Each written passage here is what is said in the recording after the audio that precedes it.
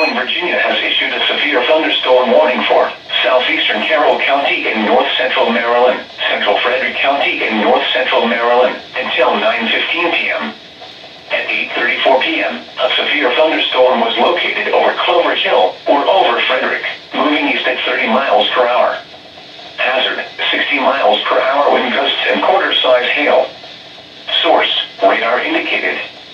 Impact, damaging winds will cause some trees and large branches to fall. This could injure those outdoors, as well as damage homes and vehicles. Roadways may become blocked by downed trees. Localized power outages are possible. Unsecured light objects may become projectiles. Locations impacted include Frederick, Westminster, Harry Grove Stadium, Eldersburg, Ballinger Creek, Mount Airy, Walkersville, Sickles Braddock Heights, Oakland, New Market, Gamber, Clover Hill, New Windsor, Woodsboro, Liberty Town, Carrollton, and Winfield.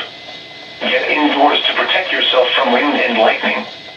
Trees around you may be down from damaging winds, so if you are near large trees, move to an interior room on the lowest floor.